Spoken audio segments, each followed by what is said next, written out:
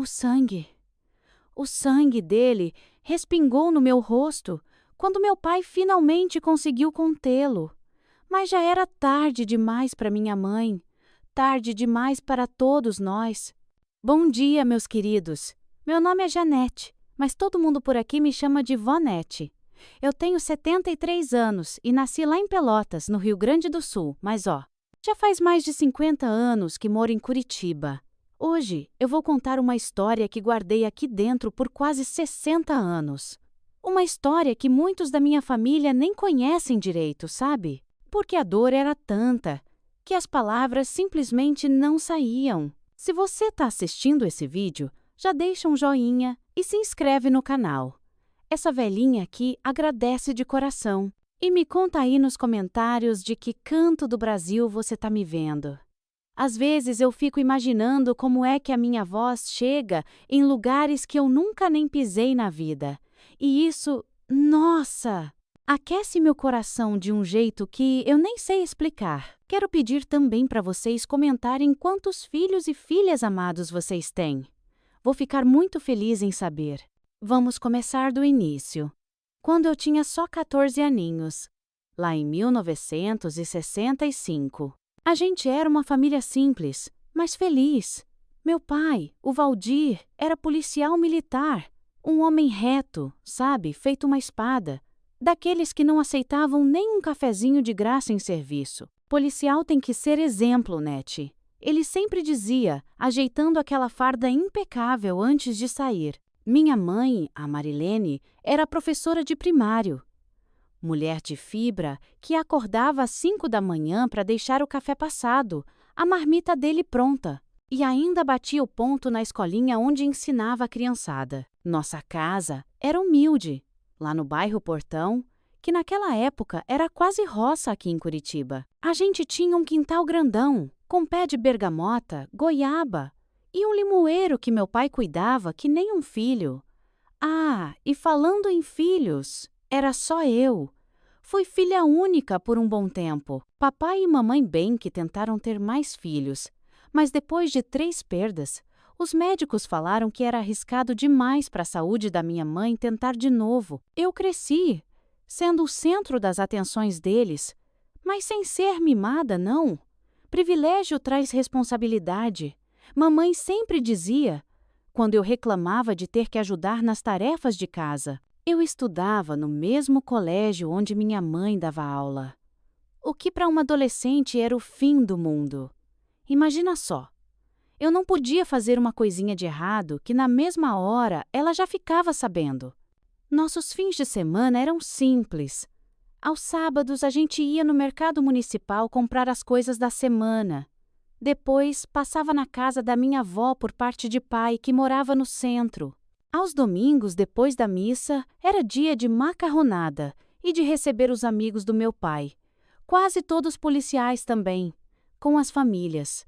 Era uma vida comum, sem luxo, mas cheia de segurança e amor. Tudo mudou naquele inverno de 65. Lembro como se fosse hoje.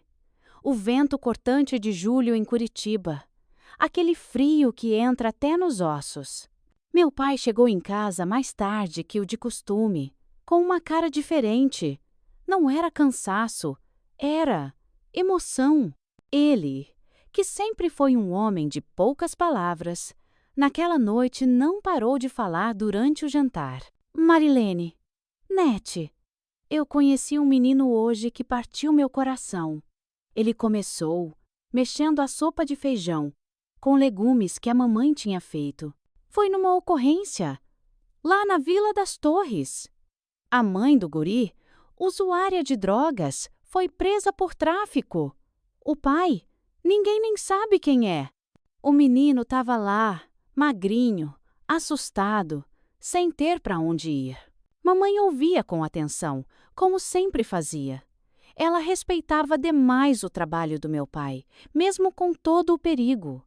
Ele tem 16 anos, Marilene. O nome dele é Ricardo. Um rapaz educado, apesar de tudo que já passou na vida. Podia estar no crime, que nem tantos outros de lá.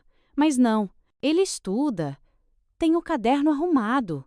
Notas boas. Foi aí que eu vi nos olhos do meu pai uma coisa que eu nunca tinha visto. Uma determinação diferente. Quase uma súplica. Ele vai para um abrigo do Estado. Mas você sabe como são esses lugares. Mal tem recurso para as crianças pequenas. Que dirá para um adolescente? Minha mãe colocou a mão sobre a dele, como se já soubesse o que estava por vir. Ei, veio. Eu estava pensando, Marilene. A gente tem espaço, tem condições. A Nete sempre quis um irmão. Lembro do silêncio que se fez. Um silêncio pesado, cheio de possibilidades. Mamãe olhou para o meu pai, depois para mim, e de volta para ele. Valdir, você tá falando de adoção? Ele concordou com a cabeça. Aqueles olhos azuis brilhando de um jeito que eu raramente via. Ele pode ficar no quartinho dos fundos, aquele que era da sua mãe.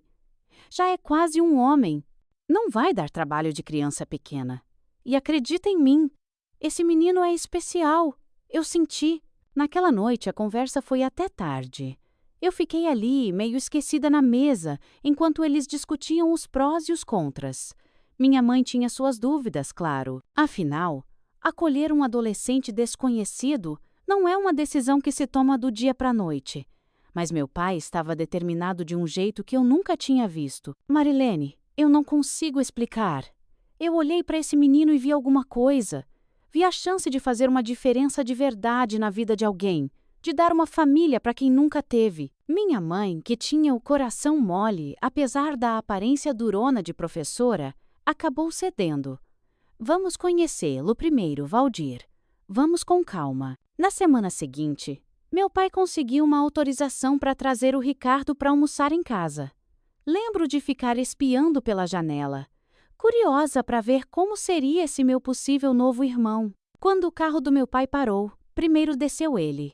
Depois, um rapaz magro, de cabelos castanhos bem cortados, usando uma camiseta limpa, mas visivelmente desbotada, e uma calça jeans surrada. Ricardo entrou na nossa casa como quem entra no museu, olhando tudo com uma reverência, quase com medo de tocar nas coisas. Tinha olhos castanhos grandes, um pouco tristes, e um sorriso tímido que aparecia muito raramente. Falava pouco, sempre muito educado, chamando meus pais de senhor e senhora e a mim de menina. Pode me chamar de Nete, eu disse, tentando quebrar o gelo. Todo mundo me chama assim. Ele só balançou a cabeça, ainda sem me olhar nos olhos. Obrigado, Nete. O almoço foi meio esquisito no começo. Ricardo comia devagar, em porções pequenas, como se tivesse medo que a comida fosse acabar ou que alguém fosse tirar o prato dele. Minha mãe, com seu instinto maternal, logo percebeu. Tem bastante comida, filho. Pode repetir à vontade, ela disse com aquela voz doce que usava com seus alunos mais tímidos. Foi a primeira vez que eu vi o Ricardo sorrir de verdade. Um sorriso que mudou o rosto dele completamente, que de repente pareceu muito mais jovem, quase de criança.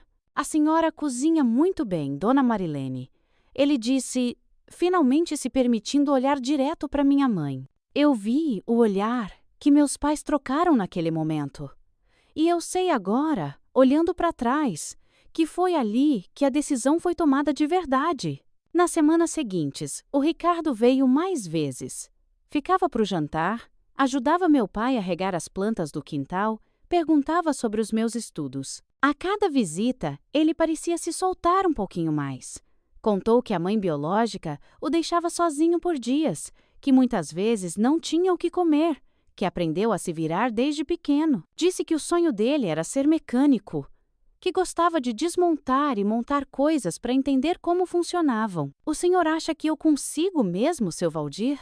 Ser mecânico um dia? Ele perguntou uma vez, com uma esperança tão genuína na voz, que até eu, com meu jeito cético de adolescente, fiquei comovida. Claro que consegue, rapaz. Com dedicação, você pode ser o que quiser, meu pai respondeu, colocando a mão no ombro dele. O menino ficou duro por um segundo, como se não estivesse acostumado com toque.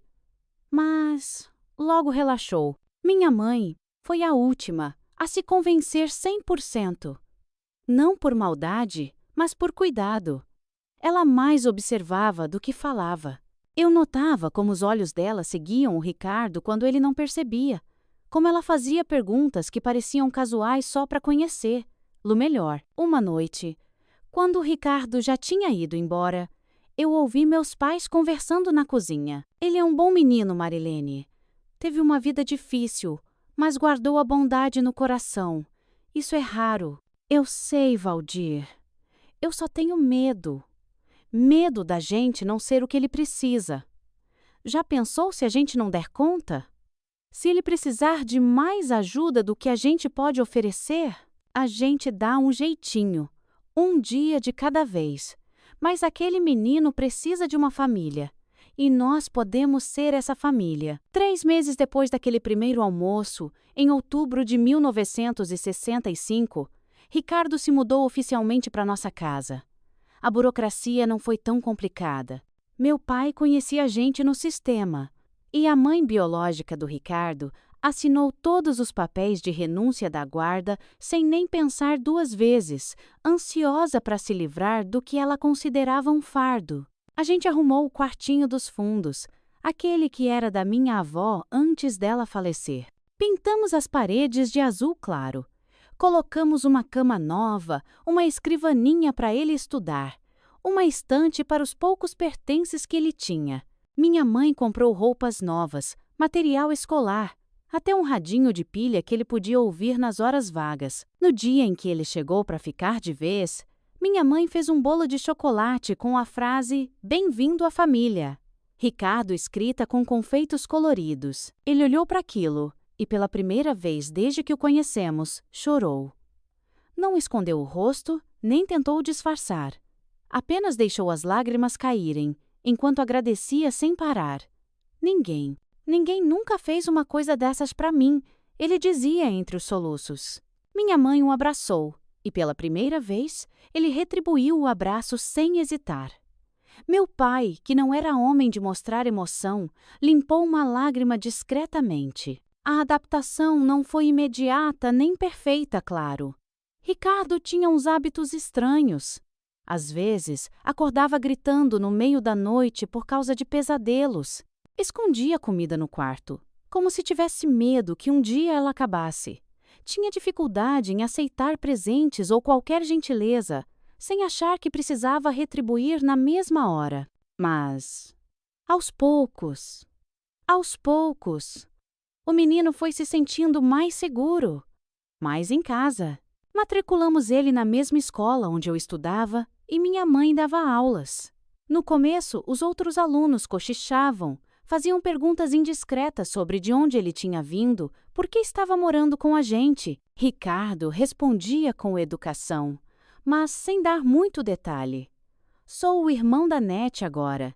Era tudo o que ele dizia, com uma simplicidade que desarmava até os mais curiosos. Em casa, ele se esforçava para se encaixar na nossa rotina.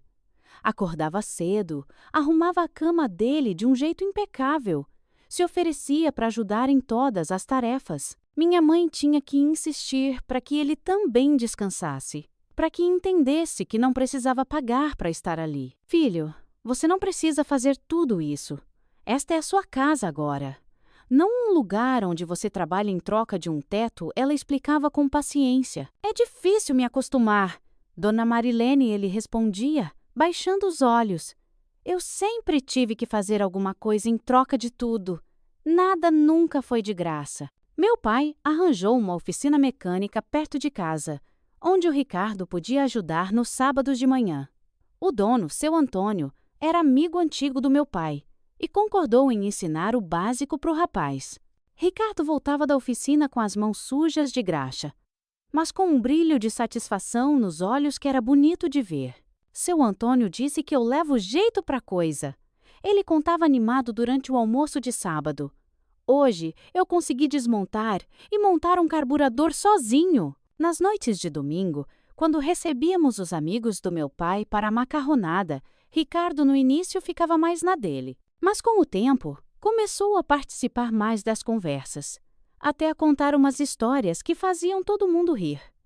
Os colegas do meu pai o tratavam como um da família, o que claramente significava muito para ele. Comigo, a relação demorou um pouco mais para engrenar. Eu, com meus 14 anos e toda a insegurança da adolescência, não sabia direito como agir com esse irmão que tinha caído de paraquedas na minha vida. Às vezes eu implicava com ele, testava os limites, queria ver até onde ia a paciência dele. Ricardo nunca revidava. Só sorria aquele sorriso meio triste e dizia: "Tudo bem, Nete, sem problema." Foi numa tarde chuvosa, daquelas bem de Curitiba, que nossa relação começou a mudar. Eu tinha prova de matemática no dia seguinte e estava apanhando feio das equações. Frustrada, joguei o caderno longe e comecei a chorar de raiva. Ricardo, que estava passando no corredor, parou na porta do meu quarto. "Posso ajudar?" Matemática sempre foi minha matéria preferida. Ele ofereceu, meio tímido, meio a contragosto, deixei ele sentar do meu lado. E, para minha surpresa, o Ricardo explicava de um jeito muito mais claro que o professor. Tinha paciência, usava exemplos do dia a dia. Não ficava bravo quando eu não entendia de primeira. "Viu só? Você consegue, Nete. É só uma questão de olhar o problema de outro jeito", ele dizia, com uma gentileza que me desarmou completamente. Depois daquele dia, comecei a ver o Ricardo com outros olhos. Ele não era mais o intruso, mas alguém que tinha seu próprio valor, suas qualidades. Comecei a incluí-lo quando saía com meus amigos, a defender-lo quando alguém na escola fazia algum comentário maldoso, a tratar-lo de verdade como um irmão. 6 meses depois da chegada dele, a mudança na nossa casa era clara.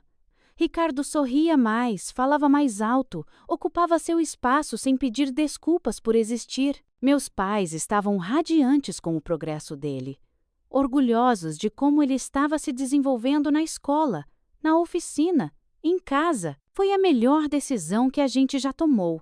Meu pai comentou uma noite, observando pela janela, enquanto Ricardo ajudava minha mãe a colher limões do pé.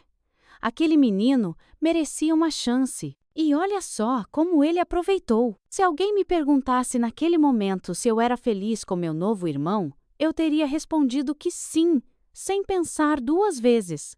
Ricardo parecia ser exatamente o que minha família precisava para se completar. Um filho para meus pais, um irmão para mim, alguém que trouxe uma energia nova e positiva para nossa casa. Como eu podia imaginar que por trás daquele sorriso tímido, daqueles olhos tristes, daquela gratidão que parecia tão sincera, se escondia algo muito, mas muito mais sombrio? Como eu podia saber que aquela decisão tomada com tanto amor pelo meu pai acabaria destruindo a nossa família de um jeito que nenhum de nós poderia prever? Naquela época, eu só via o irmão que sempre quis. Não via os pequenos sinais, os comportamentos estranhos que, olhando para trás agora, eram como luzes de alerta piscando furiosamente, avisando de um perigo que a gente não soube ver a tempo. Os primeiros meses com o Ricardo foram um sonho que muito em breve se tornaria o pior pesadelo das nossas vidas. Vocês já perceberam como a gente sempre ignora aquela vozinha dentro da cabeça que diz que alguma coisa não está certa?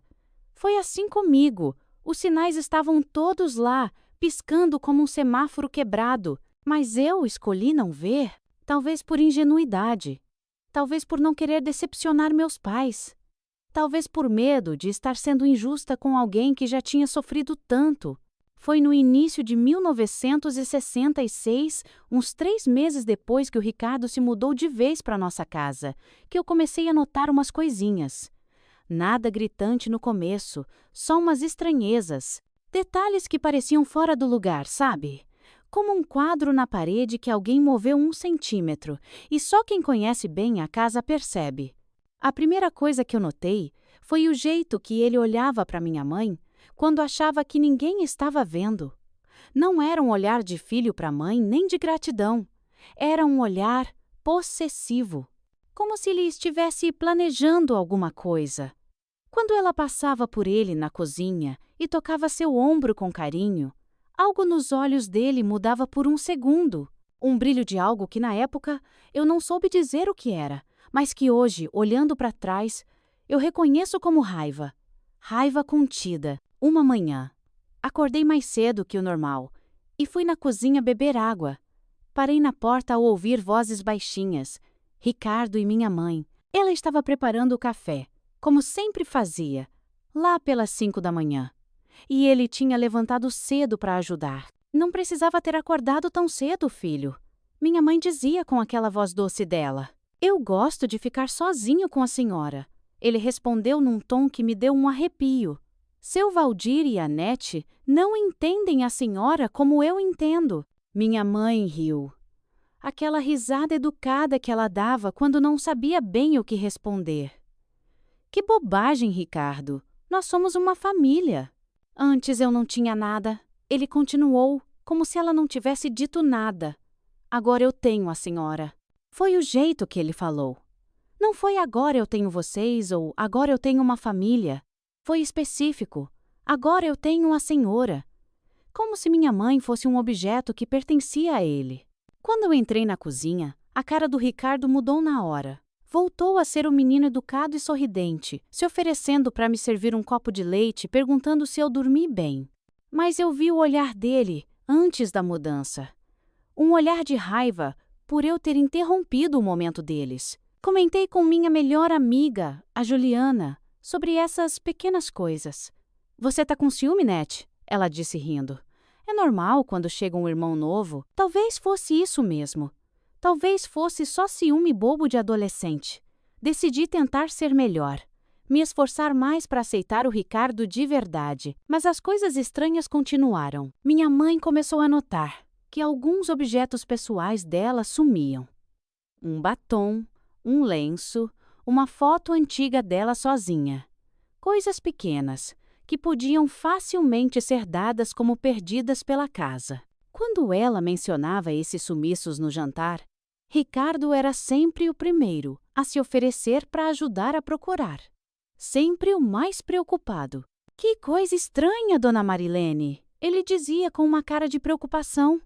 A senhora tem certeza que não deixou na escola? Uma tarde, eu voltei mais cedo da aula porque tinha passado mal na educação física. Ninguém esperava que eu chegasse àquela hora. Mamãe estava na escola, papai no trabalho e o Ricardo devia estar na oficina, já que era o dia dele lá. Mas quando entrei em casa, bem quietinha por causa da dor de cabeça, ouvi um barulho no quarto dos meus pais. Pensei que era ladrão e gelei de medo. Então, bem devagarinho, eu espiei pela porta entreaberta. Era o Ricardo. Ele estava deitado na cama dos meus pais, abraçado com o travesseiro da minha mãe, com o rosto enfiado nele, cheirando fundo, como se quisesse absorver o cheiro dela. Ao lado dele, espalhados na cama, estavam vários dos objetos perdidos. O batom, o lenço, umas fotos, até uma escova de cabelo. Eu recuei antes que ele me visse, com o coração batendo tão forte que achei que ele ia ouvir. Saí de casa sem fazer barulho e fui para a casa da Juliana, inventando que tinha passado mal na rua, não em casa. Naquela noite eu não consegui dormir. Eu queria contar para os meus pais, mas ia dizer o quê? Peguei o Ricardo cheirando o travesseiro da mamãe. Soava ridículo até para mim. E se fosse só ciúme mesmo? Como a Juliana disse. E se eu estivesse vendo pelo em ovo por não querer dividir meus pais? Decidi observar mais antes de falar qualquer coisa. Comecei a prestar atenção em cada detalhe do comportamento do Ricardo, principalmente quando ele não sabia que estava sendo observado. Foi aí que eu percebi o quanto ele era um ator. Com meu pai, era o filho perfeito. Respeitoso, trabalhador, interessado nas histórias da polícia. Com a minha mãe, era carente, quase infantil às vezes, sempre buscando aprovação e contato físico. Um toque no braço, um abraço, um cafuné. Comigo, ele alternava entre ser o irmão mais velho protetor e passar horas me ignorando, como se eu fosse invisível. Mas tinha momentos, pequenos instantes, em que a máscara caía. Como quando meu pai o corrigiu na frente de um vizinho sobre como segurar uma ferramenta.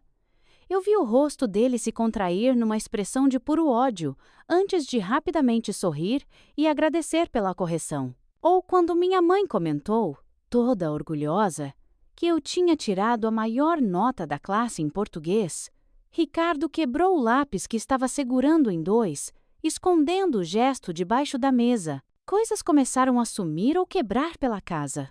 O relógio de pulso antigo do meu pai, herança do meu avô. Um conjunto de pratos que minha mãe ganhou no casamento.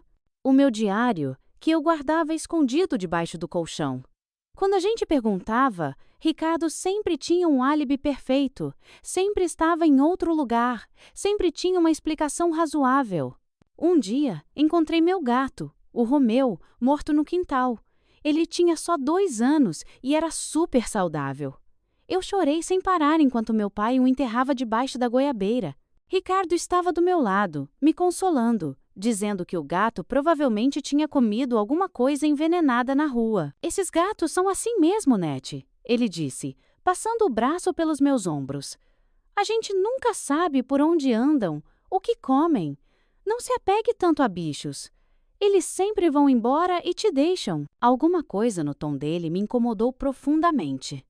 Olhei nos olhos dele e por um instante eu vi algo frio, quase divertido, como se ele estivesse gostando da minha dor. Balancei a cabeça para afastar o pensamento. Seria absurdo demais. A situação com a minha mãe piorou aos poucos. Ricardo começou a criar pequenas discórdias entre ela e meu pai. Contava histórias um pouco diferentes para cada um sobre o que o outro tinha dito ou feito. Nada na cara, nada agressivo. Só pequenas distorções que, com o tempo, foram criando uma desconfiança no ar. Dona Marilene e o seu Valdir comentou no café que a senhora anda muito cansada, que devia largar umas aulas. Ele acha que a senhora não está dando conta. Ou então, seu Valdir, a dona Marilene disse que fica chateada quando o senhor chega tarde sem avisar. Ela acha que o senhor não se importa com a família. Meus pais, que antes quase nunca discutiam, começaram a ter pequenos desentendimentos. Nada sério, mas o suficiente para criar uma tensão que não existia antes. E o Ricardo estava sempre lá, para ser o pacificador, o compreensivo, aquele que entendia os dois lados. Ah, dona Marilene, a senhora trabalha demais. É normal o seu Valdir se preocupar. Seu Valdir, a dona Marilene só fica preocupada porque ama o senhor. Ele criava o problema e depois aparecia como a solução. Era uma dança macabra que só eu parecia enxergar. No meio desse turbilhão, aconteceu uma coisa que me deixou ainda mais em alerta. Clara, minha prima de 15 anos que morava em Ponta Grossa, veio passar uma semana com a gente nas férias de julho. Ela era linda, sabe? Cabelos loiros, olhos verdes, aquele tipo de menina que faz os rapazes virarem o pescoço na rua. Ricardo ficou imediatamente fascinado por ela. No começo, eu achei que era só um garoto de 17 anos encantado por uma menina bonita. Normal, né? Mas tinha algo mais intenso, mais perturbador no jeito que ele a olhava. Como se ela fosse uma presa. Clara percebeu e começou a evitar ficar sozinha com ele. Quando perguntei o que estava rolando, ela hesitou, parecendo com vergonha. Nete, seu irmão é meio esquisito, não é? Ele fica me seguindo pela casa. Fica me olhando quando acha que eu não tô vendo. Ontem à noite, eu acordei e ele estava parado na porta do quarto de hóspedes, só, me olhando dormir. Senti um frio na espinha. Você contou pra tia Marilene? Ou pro tio Valdir? Ela balançou a cabeça. Não quero criar problema. Ele não fez nada. Só me deixa desconfortável. Como se ele quisesse alguma coisa de mim. No dia seguinte, a Clara disse que recebeu um telefonema urgente e precisava voltar para casa mais cedo. Meus pais acharam estranho, mas não questionaram muito. Ricardo pareceu irritado com a partida repentina dela, embora tentasse disfarçar. Naquela noite, ouvi barulhos vindos do quarto dele. batidas ritmadas, como se ele estivesse socando alguma coisa várias vezes. No dia seguinte, notei que os nós dos dedos dele estavam vermelhos e arranhados, como se tivesse socado a parede. O comportamento estranho dele só piorou depois disso. Ricardo começou a me tratar com uma mistura de desprezo e ameaça velada. Quando estávamos sozinhos, às vezes ele chegava perto demais, invadindo meu espaço. Sua prima é uma mentirosa. Ele sussurrou uma vez, me encurralando no corredor. Ela inventou coisas sobre mim, não foi? O que ela te disse? Pela primeira vez, eu senti medo de verdade. Não um medo vago, mas um terror real, físico. Tinha algo nos olhos dele que não era mais humano. Era como olhar para um predador. Ela não disse nada. Consegui responder, com a voz trêmula. Só teve que voltar por causa da avó que ficou doente. Ele sorriu, mas o sorriso não chegou nos olhos. Bom, porque se alguém começar a espalhar mentiras sobre mim, netinha, eu vou ficar muito, muito triste. E quando eu fico triste, eu faço coisas das quais me arrependo depois. Era uma ameaça. Clara como o dia. Engoli em seco, tentando parecer calma. Quando ele finalmente se afastou, eu corri para o banheiro e vomitei, tomada por um pavor que eu não conseguia explicar. Decidi que precisava falar com meus pais. Não importava se parecia loucura. Escolhi meu pai primeiro. Ele era policial, treinado para perceber quando algo não estava certo. Esperei um momento em que estivéssemos sozinhos. Um domingo à tarde, a mãe tinha ido visitar uma amiga doente e o Ricardo supostamente estava na biblioteca, estudando para uma prova. Pai, comecei, com a voz mais trêmula do que eu gostaria. Preciso te falar uma coisa sobre o Ricardo. Meu pai baixou o jornal que estava lendo e me olhou com atenção. O que foi, filha? Contei tudo. O que eu vi no quarto deles, os objetos sumidos, o jeito que ele olhava para a mamãe, o incidente com a Clara, as ameaças. Enquanto eu falava, via o rosto do meu pai mudar. Primeiro surpresa, depois preocupação e, por fim, algo entre não acreditar e tristeza. Quando terminei, ficamos em silêncio por um longo momento. Meu pai suspirou fundo. Nete, tem certeza que você não está interpretando as coisas mal? O Ricardo teve uma vida muito difícil. É natural que ele tenha alguns comportamentos estranhos. Senti como se tivesse levado um tapa. Meu próprio pai não acreditava em mim. Pai, não é só comportamento estranho. Tem alguma coisa errada com ele. Alguma coisa séria. Ele olha para a mamãe de um jeito que me dá arrepios. E o jeito que ele falou comigo no corredor? Ele me ameaçou. Meu pai passou a mão no rosto, parecendo de repente mais velho e cansado. Filha, o Ricardo ainda está se adaptando. Foi ele quem pôs essa ideia na sua cabeça? A de adotar o rapaz foi minha. Eu sei que não é fácil para você dividir nossa atenção depois de tantos anos sendo filha única. Foi como se o chão tivesse sumido debaixo dos meus pés. Meu pai achava que eu estava inventando tudo por ciúmes. Você acha que eu estou mentindo? Perguntei, com a voz embargada. Não, filha, não é isso. Só acho que talvez você esteja vendo o problema onde não tem. Estamos todos nos ajustando a essa nova família. Naquele momento, ouvi a porta da frente se abrir. Ricardo entrou, carregando uns livros. Quando nos viu na sala, ele parou, olhando de mim para o meu pai e de volta para mim. Alguma coisa no meu rosto, ou na postura do meu pai, deve ter denunciado o assunto da nossa conversa, porque eu vi algo escurecer no olhar dele. Boa tarde, seu Valdir. Oi, Nete. Ele disse com aquele sorriso perfeito que agora eu sabia ser completamente falso. Interrompo alguma coisa? Não, filho. Estava só conversando com a Nete sobre coisas de família. Meu pai respondeu, se levantando. Como foi o estudo? Produtivo, Ricardo respondeu. Ainda me encarando. Aprendi muitas coisas novas hoje. Quando meu pai saiu da sala para buscar uma água, Ricardo se aproximou de mim. A voz dele era só um sussurro, mas cada palavra era afiada como vidro. Eu já te avisei uma vez, netinha. Não testa minha paciência. Você não vai gostar de ver o que acontece quando me irritam de verdade. Eu recuei, sentindo o sangue gelar nas veias. Não era mais só intuição ou paranoia. Havia algo profundamente errado com o Ricardo.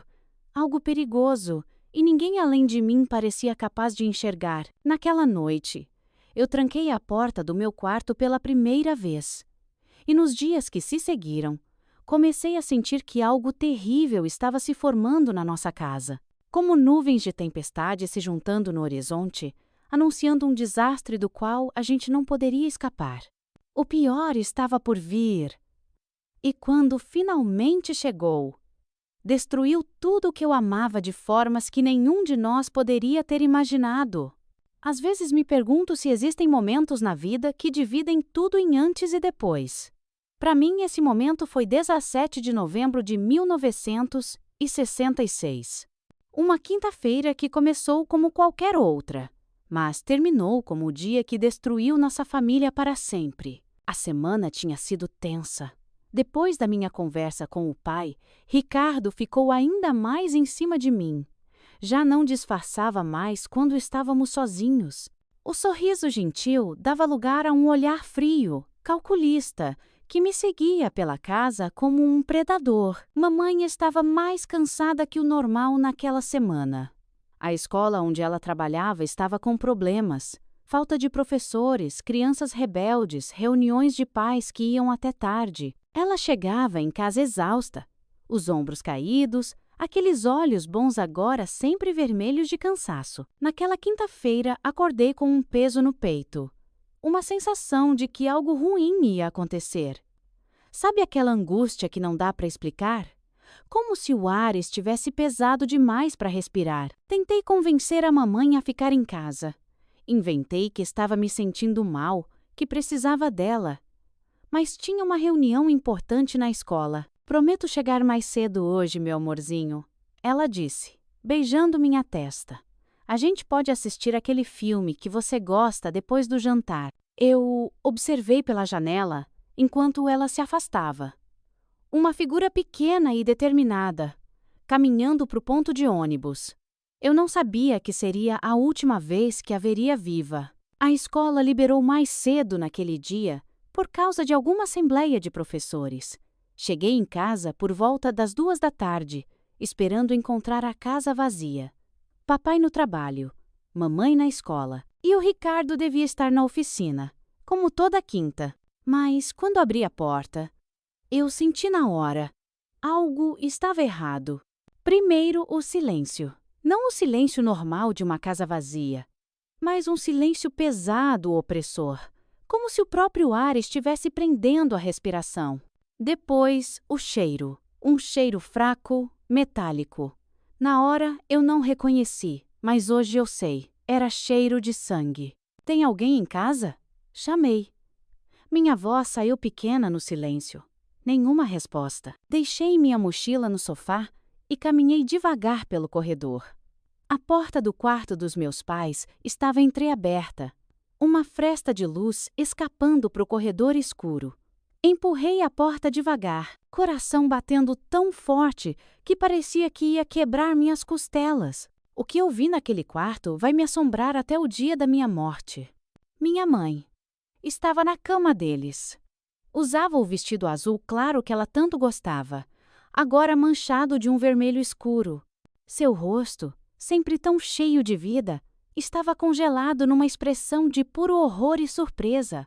Os olhos abertos, vidrados, olhando para o teto sem ver nada. A garganta. Oh, meu Deus! A garganta dela tinha um corte fundo, de orelha a orelha, como se alguém tivesse tentado arrancar a cabeça dela. E ao lado da cama, sentado numa cadeira, olhando para ela com uma expressão quase sonhadora, estava o Ricardo. As mãos ensanguentadas descansavam no colo. Ao lado dele, no chão, uma faca de cozinha. A mesma faca que a mamãe usava para cortar carne nos domingos. Ele não me viu na hora. Estava perdido num tipo de transe, olhando para o corpo da minha mãe como se estivesse admirando uma obra de arte que ele mesmo criou. Um som escapou da minha garganta.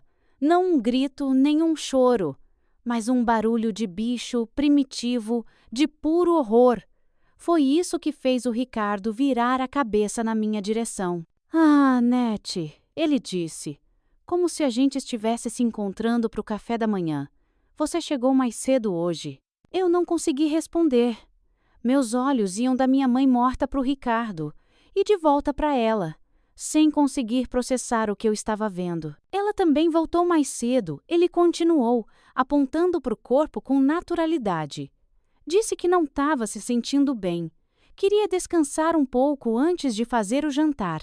Um sorriso estranho apareceu no rosto dele.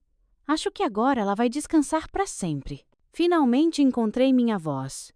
"O que você fez?" As palavras saíram engasgadas. Ricardo inclinou a cabeça, como um cachorro curioso. "O que parece que eu fiz, netinha?" "Eu libertei a gente." "Libertou?" "Repeti? Sem entender nada." Ela estava atrapalhando, ele explicou, como se fosse a coisa mais óbvia do mundo. Ficava entre mim e seu pai. Entre mim e você. Era possessiva, controladora. Você não percebeu como ela sufocava todo mundo com aquele amor falso? Era como ouvir alguém falando em outra língua.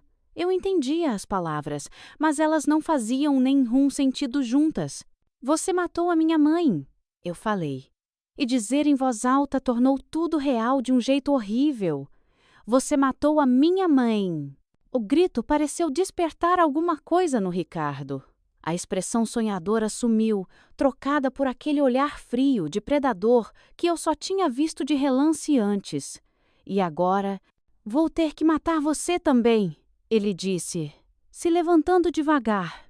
"É uma pena.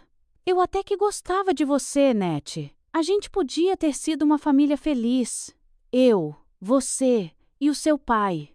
Mas você nunca me deu uma chance, não é? Sempre desconfiando, sempre me olhando de canto, como uma pequena espiã." Ele pegou a faca. Não me lembro de ter me movido, nem de ter me abaixado. Num instante, eu estava paralisada na porta. No outro, a faca estava na minha mão, pesada e escorregadia com o sangue da minha mãe. "Fica longe de mim", avisei, com a voz mais firme do que eu esperava. "Não chega perto." Ricardo riu. Uma risada rouca, doentia, que não combinava com o rosto jovem dele. "Ou o quê, netinha? Vai me matar também?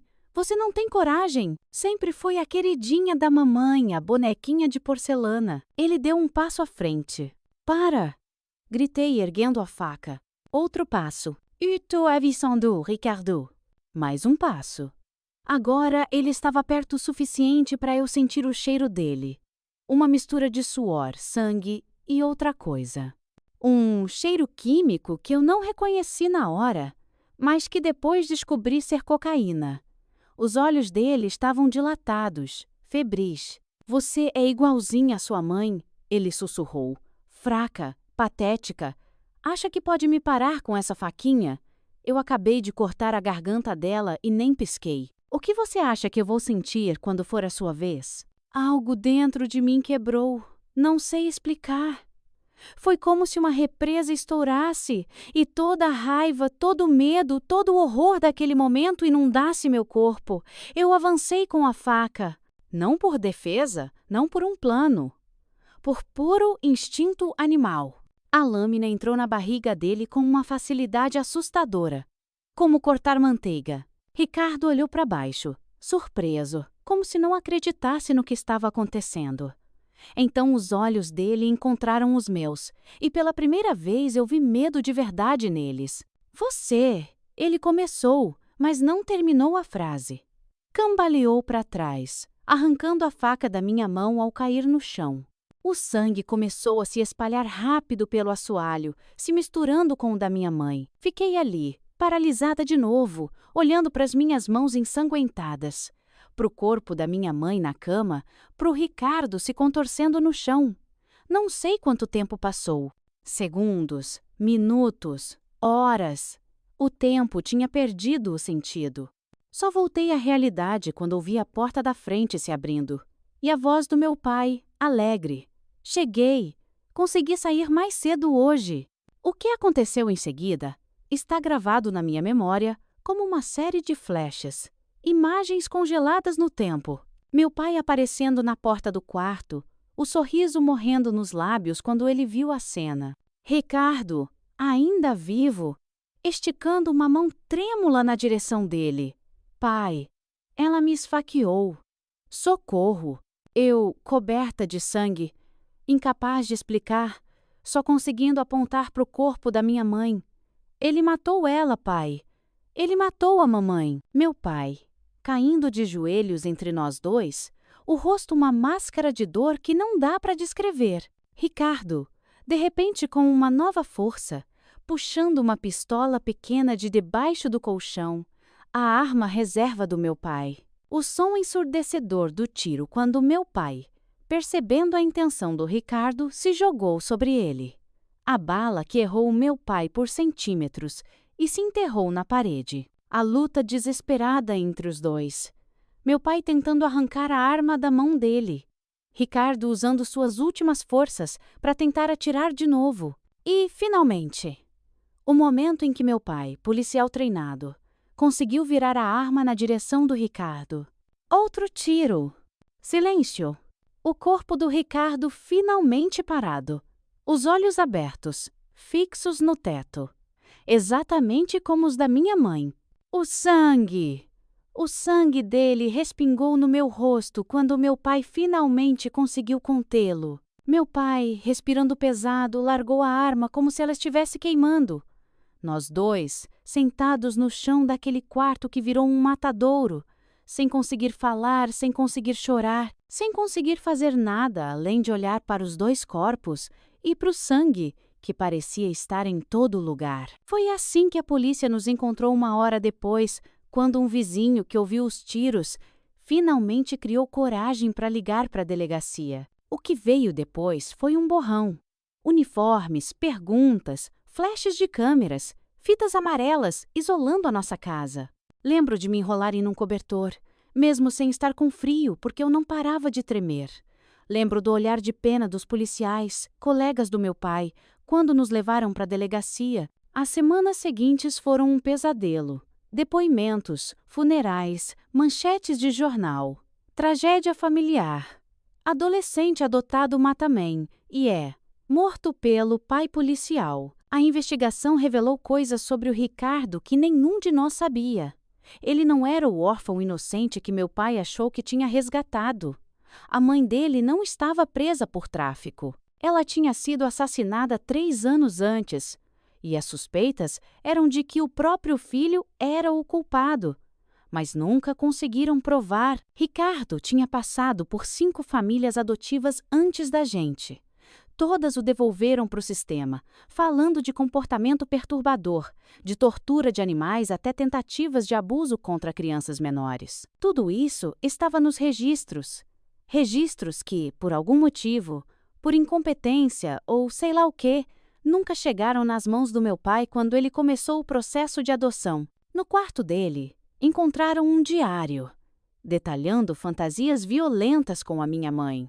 E o mais assustador, planos para matar meu pai, fazer parecer suicídio e depois me convencer a fugir com ele para outro estado.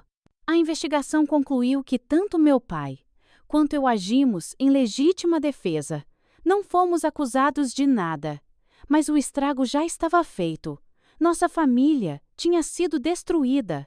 Nossa casa, antes cheia de amor, agora estava manchada por um sangue que limpeza nenhuma conseguiria tirar. Vendemos a casa algumas semanas depois. Nenhum de nós conseguia nem passar na rua sem reviver aquele dia. Nos mudamos para um apartamento pequeno do outro lado da cidade, tentando recomeçar. Tentando achar um caminho no meio daquele horror. Mas como se recomeça quando seu mundo inteiro desmoronou? Como seguir em frente quando a pessoa que você mais amava foi arrancada de você de forma tão brutal? Como confiar de novo em alguém? Essa era a pergunta que me atormentou por meses, anos. Uma pergunta para a qual eu não tinha resposta.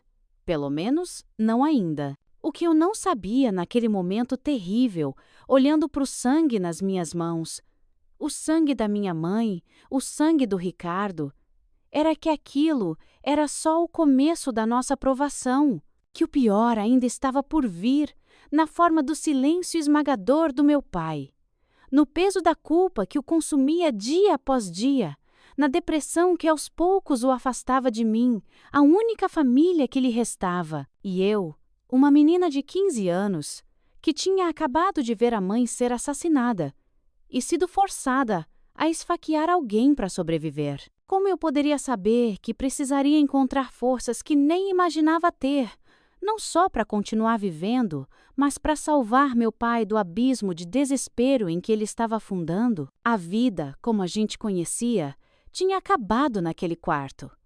E o caminho pela frente era mais escuro e solitário do que qualquer coisa que a gente pudesse imaginar. O silêncio tem um peso, sabia?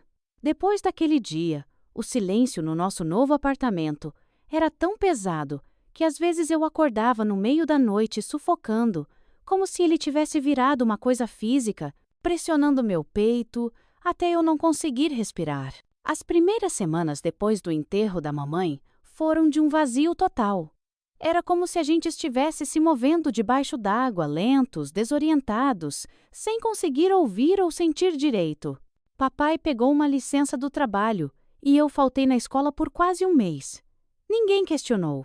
A história tinha saído em todos os jornais. A tragédia da família Santos. As manchetes estampavam fotos nossas, tiradas de álbuns de família que algum conhecido, algum vizinho, vendeu para a imprensa. Nosso apartamento pequeno no bairro Água Verde, bem longe da nossa antiga casa, deveria ser um recomeço. Mas como recomeçar quando sua vida foi rasgada com tanta violência? Nos primeiros dias, a gente mal se falava. Não por raiva, mas porque as palavras pareciam inúteis diante do que a gente viveu. À noite, eu ouvia meu pai chorando no quarto ao lado. Um choro contido, abafado no travesseiro, como se até na sua dor ele tentasse não me incomodar. De manhã, ele preparava nosso café em silêncio, os olhos inchados e vermelhos, mas sempre tentando sorrir quando me via. Um sorriso que nunca chegava nos olhos. Como você está hoje, filha? Ele perguntava. A mesma pergunta toda manhã. Tô bem, pai, eu respondia. A mesma mentira todo dia. A gente não estava bem. Estávamos em pedaços, sangrando por dentro. Foi na terceira semana que eu percebi que algo além da dor estava consumindo meu pai. Ele começou a perder peso muito rápido, sempre dizendo que não tinha fome. Dormia cada vez menos. Muitas vezes, eu o encontrava de madrugada sentado na varandinha do apartamento, olhando para o nada, com um copo de uísque na mão. Precisa dormir um pouco, pai? Eu dizia. Eu não consigo fechar os olhos sem ver. Ele começava, mas nunca terminava a frase. Não precisava.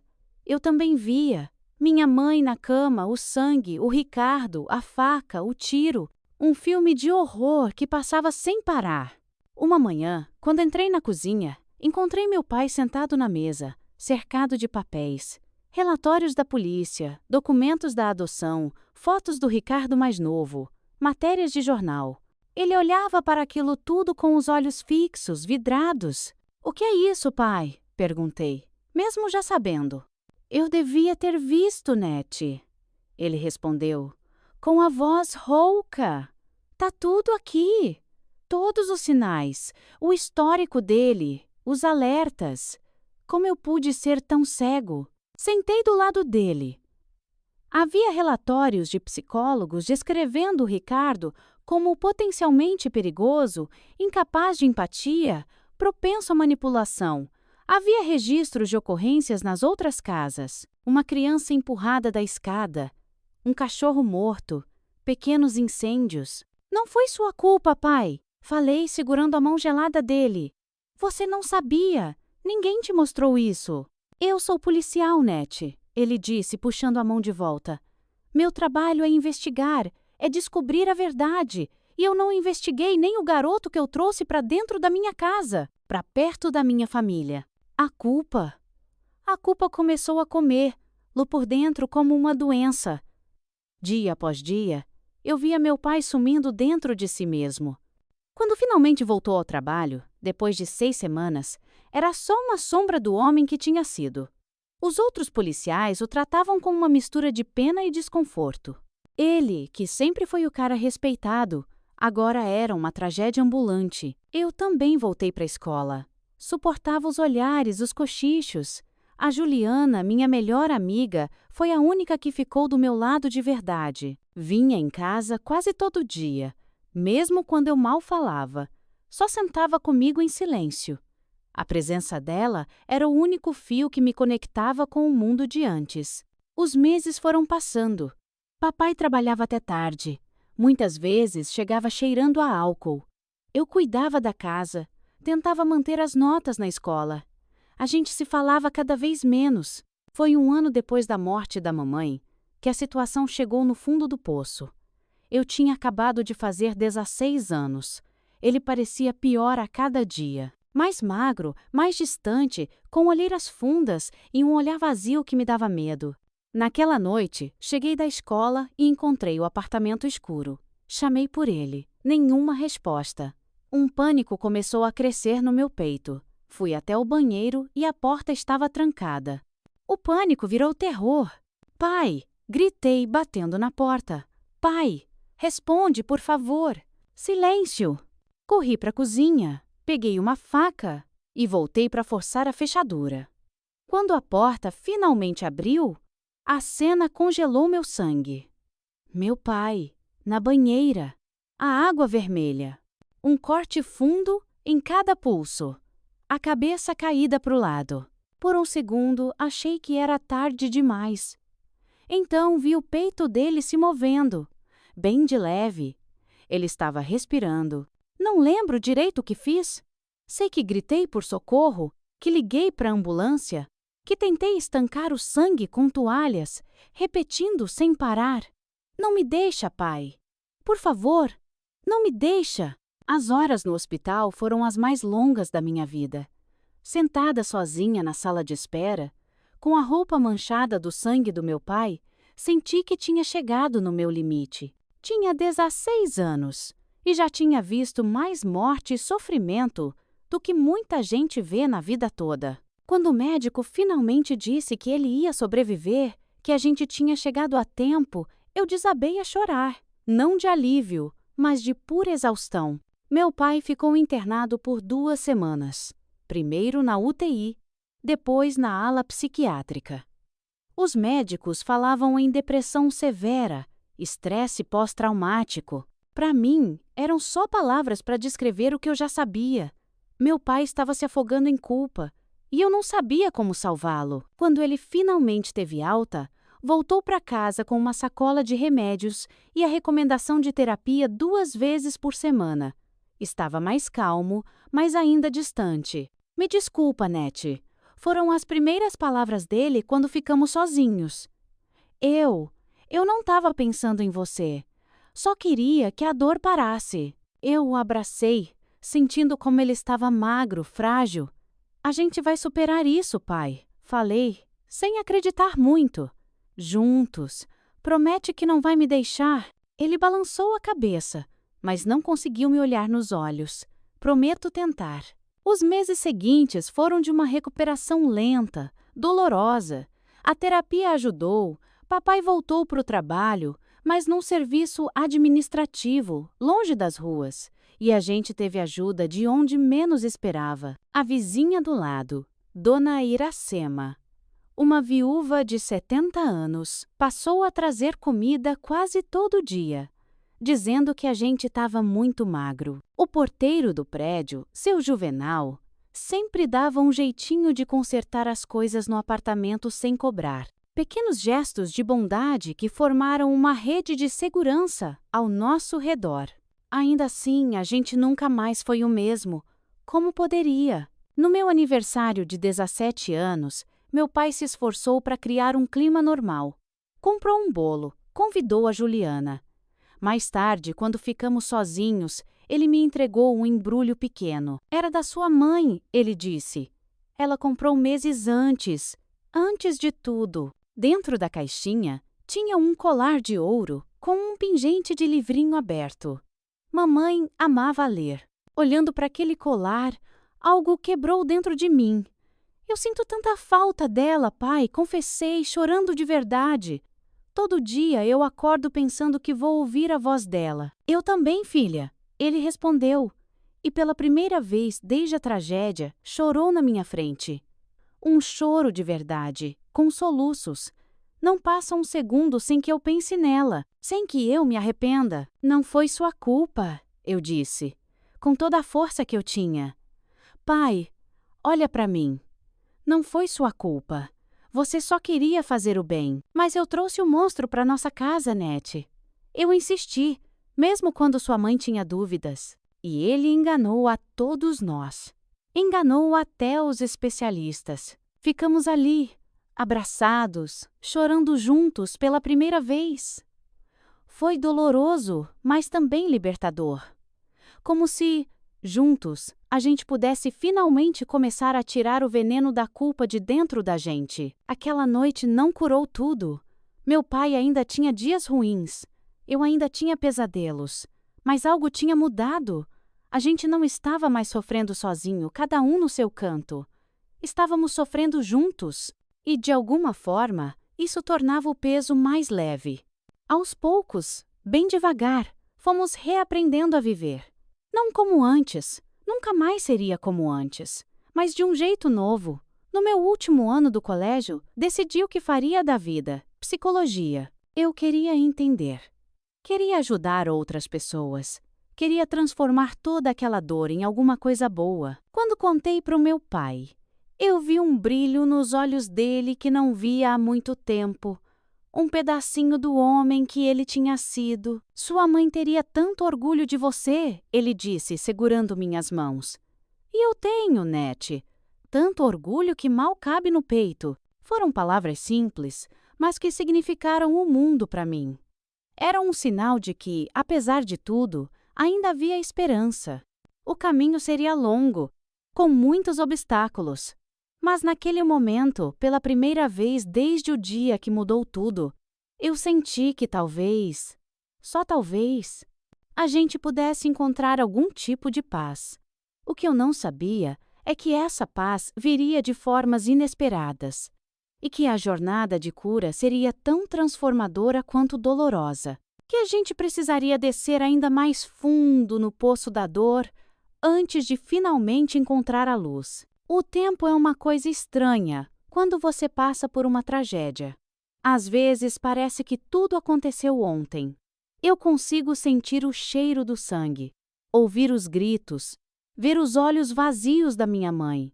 Outras vezes parece que aconteceu em outra vida com outra pessoa.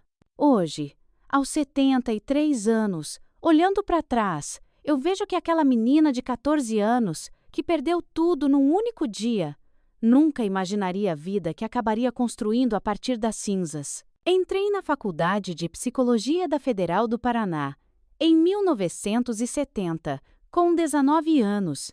Foi uma conquista nossa, minha e do meu pai. Ele tinha voltado a trabalhar em tempo integral, na parte administrativa da polícia. E eu dava umas aulas particulares para ajudar nas despesas. Não era fácil, mas a gente estava seguindo em frente. Um dia de cada vez. A faculdade era um mundo novo. Pela primeira vez desde a tragédia, eu estava num lugar onde ninguém sabia da minha história. Era libertador e assustador. Eu me sentia uma impostora, carregando um segredo terrível. No meu segundo ano, numa aula sobre trauma, conheci o Dr. Eduardo Mendes, um psiquiatra convidado que falou com tanta empatia que eu fiquei depois da aula para conversar. Você tem um interesse particular no tema? Ele perguntou. Eu hesitei. Pessoal, respondi. Levei 3 semanas para criar coragem, mas fui até a clínica da universidade. Sentada naquela salinha, contei tudo, pela primeira vez, sobre o Ricardo, minha mãe, a tentativa de suicídio do meu pai. Falei por quase 2 horas sem parar. Doutor Eduardo ouviu sem me julgar, sem aquele olhar de pena que eu tanto temia. Quando terminei, ele disse: Janete, o que você viveu é inimaginável. O fato de você estar aqui, estudando, funcionando, é extraordinário. Mas a verdadeira cura não vem só de sobreviver. Vem de integrar o trauma à sua história, sem deixar que ele defina quem você é. Aquelas palavras, elas abriram uma porta dentro de mim. Começamos uma terapia. Foi difícil. Muitas vezes eu saía de lá esgotada, mas aos poucos comecei a ver minha história por outro ângulo. Você não é só uma vítima, Janete. O doutor Eduardo me disse uma vez. Você é uma sobrevivente. E mais que isso, você salvou seu pai. Sem você, ele não estaria vivo hoje. Eu nunca tinha pensado nisso daquele jeito. Na terapia, finalmente consegui falar da culpa por ter matado o Ricardo. Mesmo sabendo que foi para me defender, aquele momento me assombrava. Eu tirei uma vida, confessei tremendo. Em situações extremas, nosso cérebro só tem 3 opções: fugir, congelar ou lutar. Ele explicou. Você não estava pensando. Você estava sobrevivendo. Foi instinto puro. Demorei muito tempo para aceitar isso, para entender que a minha reação não me fazia igual a ele. No 3º ano da faculdade, comecei a me abrir mais. Fiz amigos, fui a algumas festas. Um desses amigos era o Carlos, estudante de Direito. Começamos a conversar sobre livros na biblioteca. E acabamos conversando sobre tudo. No nosso 4º encontro, num café, ele pegou minha mão. Posso te contar um segredo, Nete? Eu sei quem você é. Sabia desde o primeiro dia. Meu pai é advogado. Ele trabalhou no seu caso há 4 anos. Eu reconheci seu nome. Meu sangue gelou. Puxei minha mão, pronta para sair correndo. Espera, por favor, ele disse rápido. Eu nunca contei para ninguém. Só queria que você soubesse que eu te admiro, pela coragem que você teve para seguir em frente. Fiquei paralisada. Parte de mim queria fugir. A outra parte sentiu um alívio. Por que você está me contando isso agora? Perguntei. Porque eu acho que estou me apaixonando por você. Ele respondeu, com toda a simplicidade, e queria começar com honestidade total. Foi o começo do meu primeiro namoro. Lento, cheio de medos da minha parte. Carlos teve uma paciência infinita. Demorei 6 meses para deixar ele me beijar. Quase 1 ano para conseguir ficar sozinha num quarto fechado com ele, sem entrar em pânico. Quando finalmente contei ao meu pai sobre o Carlos, ele ficou nervoso.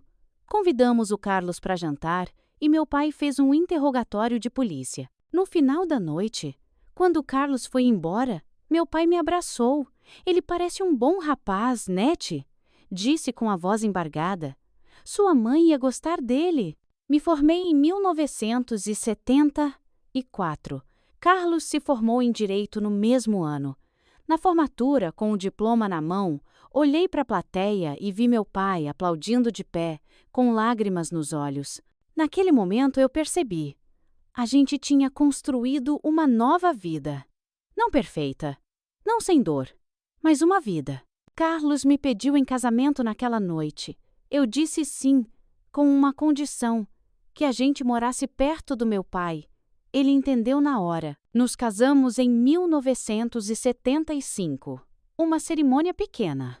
Meu pai me levou ao altar, mais magro, com mais cabelos brancos do que deveria, mas com um sorriso verdadeiro no rosto. Sua mãe estaria tão orgulhosa da mulher que você se tornou. Ele sussurrou. Compramos uma casa a 10 minutos da dele.